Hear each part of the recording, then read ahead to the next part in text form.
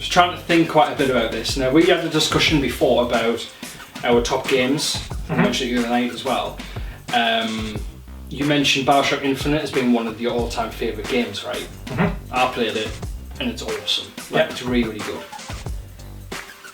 My blunt question to you is, why is no one talking about it anymore? Why has it been forgotten? I don't think it's been forgotten. I think it's that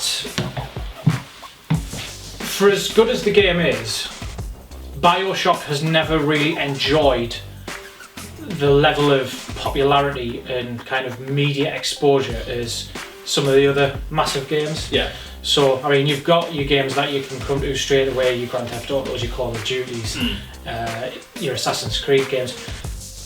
Bioshock games are immense. They review very well. People who play it love it, but they're not the most commercially popular of games. And I think that's more what it is. I don't think it was promoted enough outside of the kind of the core gaming community. So when you come up to the release of a major kind of Assassin's Creed or a Call of Duty game, you've got advertising campaigns all over the place. If you look at the advertising campaign that had for Destiny, they were, yes, it's slightly different because they were creating the next big thing, but there was adverts and it was plastered all over, so everyone knew about it. There was nothing like that for Bioshock.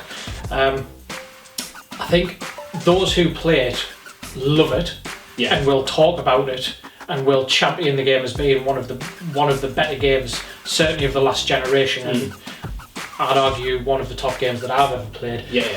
But I think because it's not seen that way en masse, people just go, doesn't really matter. And I think the timing when it came out as well, the games that people remember a lot tend to be the games that all come out around the same time. It's the late autumn, fall games, whereas Bioshock came out at the beginning of February.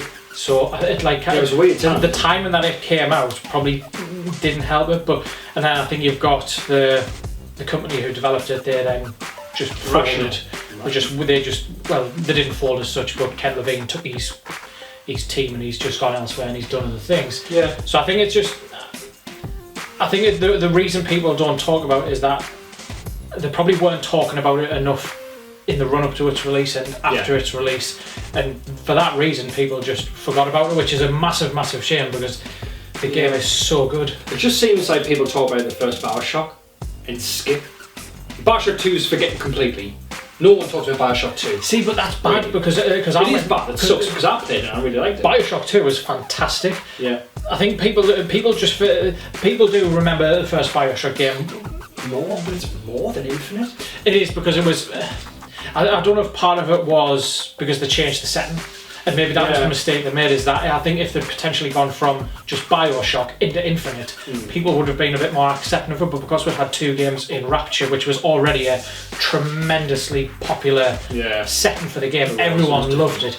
And I think when it then came to Columbia in Infinite, people didn't think it was as memorable. They didn't think it looked as good. Whereas I'd argue that Columbia was more interesting than Rapture. Well, actually, what it is, I totally agree with you. The amount of time I spend just looking at it. Well, that was it. There was points in the game where you'd kind of come out onto a. It wasn't even so much the beach for me. It was that when you first came out into Columbia and you were next to the statue. And I found myself going to like the barriers on the edge and just kind of looking out, and you had these little buildings and other things off in the distance. And it made me think, wow, there's so much scope for this.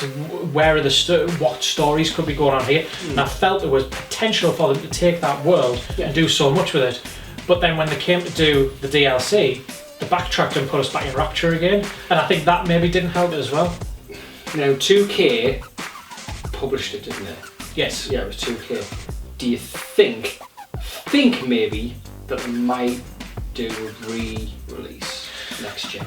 I don't think they'll do a HD remaster of it. No. I think at some point we're going to see another Bioshock game. I think that's inevitable, but I don't think it'll be in. I don't think it'll be in Columbia at all. I think it'll be in a new setting. Whether it'll take us back to Rapture again, I don't know. But people seem to be too fond of that location, and to me, I think we've already seen as much of Rapture as we can. I don't think there's any massive.